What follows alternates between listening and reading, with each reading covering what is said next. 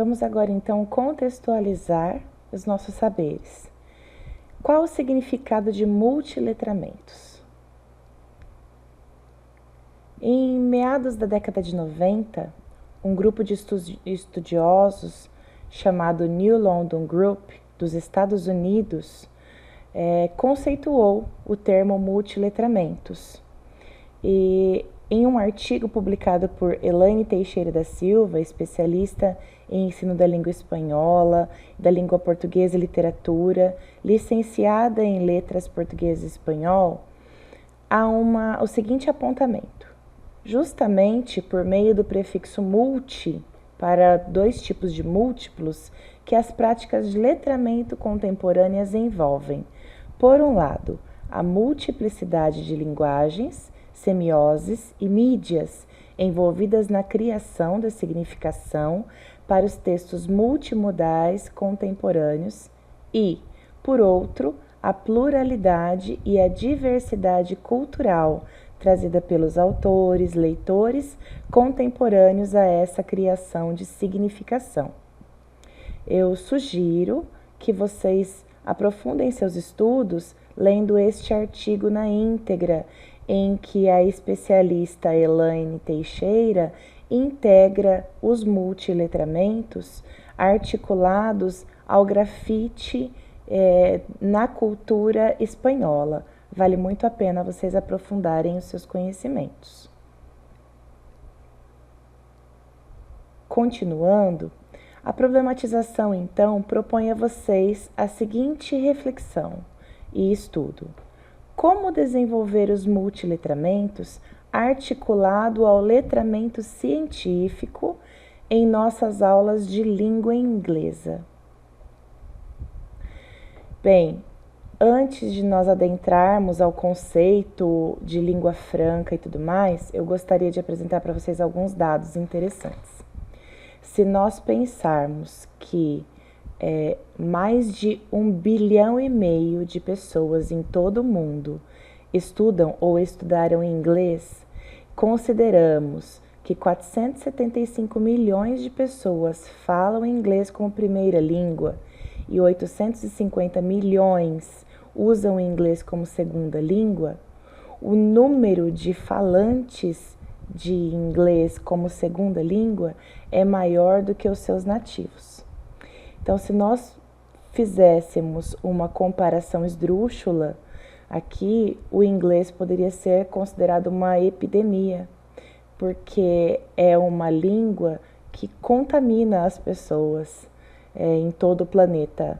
Ela é considerada uma língua sem fronteiras, pois já está na metade de mais de 10 mil jornais do mundo, aparece em mais de 80% dos trabalhos científicos, além de nós pensarmos que ela é utilizada como dever obrigatório nas profissões como informática, economia e publicidade, certo? Então, 1/4 da população mundial possui algum conhecimento da língua inglesa ou se encontra em alguma situação de necessidade de lidar com ela. Ainda mais impressionante é quando nós falamos que 80 a 90% da divulgação de todo o conhecimento científico mundial ocorre em inglês. Ou seja, quem se recusar a aprender ou ter um conhecimento mínimo dessa língua, com certeza não acompanha a história.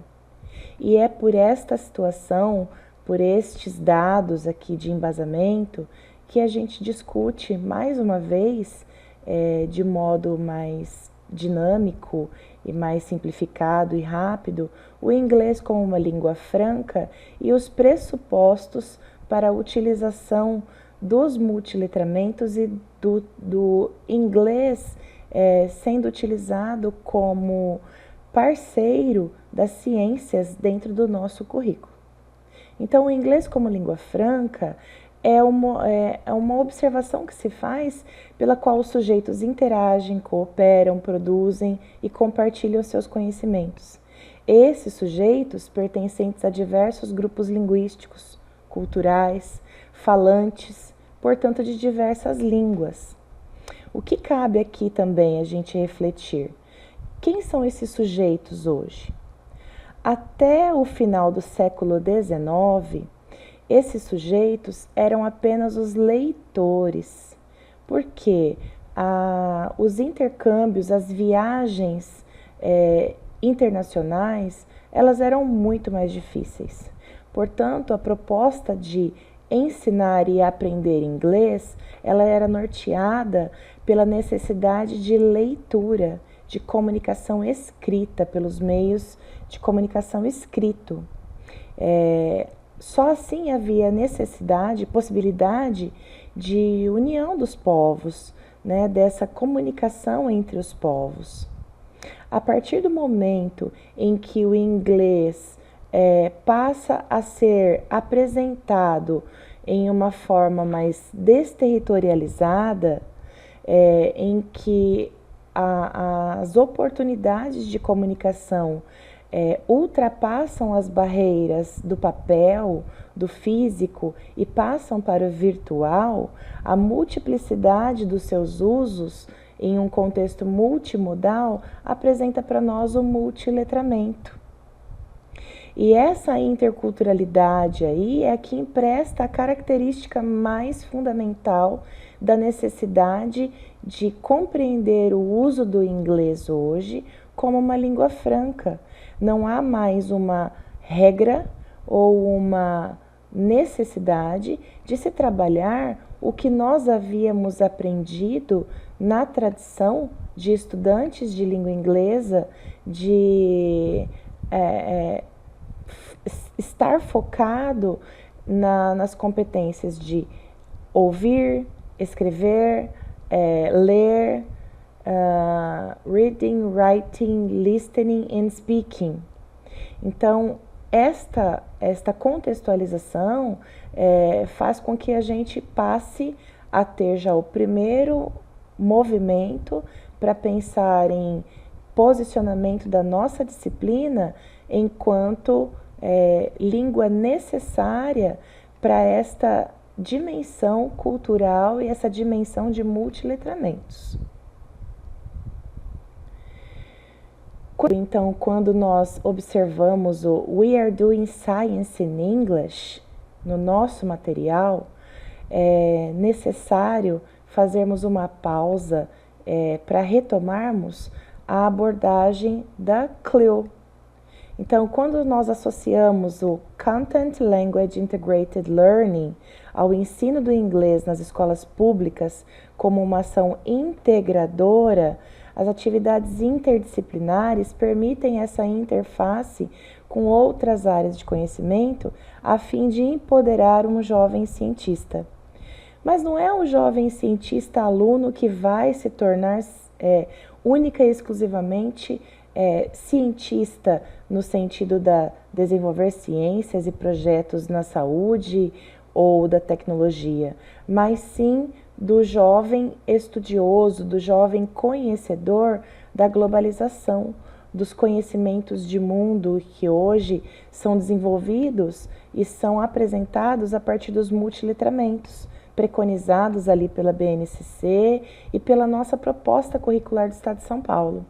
Então, os avanços tecnológicos e toda a modernidade faz com que a gente encare esse desafio de ensinar inglês a partir da rotina e não mais das teorias, a partir do cotidiano e não mais a partir das regras gramaticais. Então, a Content Language Integrated Learning, a CLIL, ela vem justamente de encontro a esse apontamento da necessidade de que os saberes se interlacem, que haja essa interdisciplinaridade desenvolvendo as atividades de inglês, principalmente no ensino fundamental, em parceria com a ciência. Falando então um pouquinho mais desse cenário, O currículo de inglês apresenta na sua proposta de trabalho uma integração com as demais áreas de conhecimento e o conteúdo da língua inglesa. Dessa maneira, a intenção da Secretaria de Educação do Estado de São Paulo é proporcionar aos nossos alunos saberes que lhes possibilitarão o desenvolvimento de habilidades linguísticas. Então, quando o aluno chega ao final do 9º ano, algumas habilidades essenciais na disciplina de língua inglesa são explicar ideias, analisar dados e descrever processos em ciências. Ou seja, o aluno tem que estar capacitado ou ele tem que estar preparado para se expressar em inglês por meio da oralidade e da escrita com estas habilidades, com estas atividades que estarão encerrando esse ciclo. Então, a partir daqui, a gente consegue fazer um olhar para os 4 Cs do CLIL. Então, the 4 Cs, Content, Communication, Cognition and Culture. O que nós temos aqui que fazer de retomada breve e importante? Quando nós falamos desses 4 pilares, ou desses 4 ingredientes para o desenvolvimento das aulas de inglês a partir dessa metodologia de CLIL, nós temos que lembrar que o conteúdo, o assunto estudado, ele não diz respeito apenas à aquisição de um repertório de outra disciplina, mas a criação de conhecimentos, a criação da compreensão de mundo que esses alunos passam a ter nas aulas de inglês por esta possibilidade de estudo e envolvimento. São frisadas aqui nessas situações em que o aluno ele passa a ser protagonista dos conhecimentos de mundo, utilizando a língua inglesa, né, como segunda língua ali em sala de aula, mas articulada à sua primeira língua. O segundo C da comunicação, ela vai justamente de encontro a este uso da língua inglesa, por mais difícil que possa parecer para o professor promover um inglês para fluência ou inglês praticado pelas crianças, pelos adolescentes em sala de aula, a proposta é justamente fazer com que os alunos se comuniquem, com que os alunos busquem maneiras de interação e speak up, e falem, e utilizem os seus conhecimentos de mundo. Tantos alunos utilizam os jogos, né, muito learning games, dão todo esse embasamento para as crianças poderem utilizar-se desses conhecimentos prévios que elas já têm e também de toda essa mudança, digamos, de cromossomo que eles já trazem, né, sua herança genética, de conhecimento tecnológico que auxilia essa comunicação. Ainda falando do terceiro C, nós vamos ao ponto da cognição. Então, dentro da cognição, que são os processos de pensamento, de conhecimento, o conteúdo se liga às aprendizagens. O conteúdo ele vai criar oportunidades para que o aluno crie. Quer dizer, a cognição, o processo cognitivo vai oportunizar ao aluno possibilidades de utilizar-se dos high order thinking. Lembra que a gente trabalhou isso numa outra TPC? Os high order thinkings são aqueles pensamentos de alto grau de domínio que são desempenhados pelos alunos a partir do momento em que eles estão mais confortáveis pela abordagem de uma habilidade específica. Então, quando o processo cognitivo do aluno está focado na realidade e não apenas no ensino de uma gramática, muitas vezes descontextualizada, de memorização, ele internaliza e ele acaba criando, chegando ao ápice da pirâmide dos conhecimentos, do que propõe Bloom, que é quando o aluno tem a proficiência do seu saber.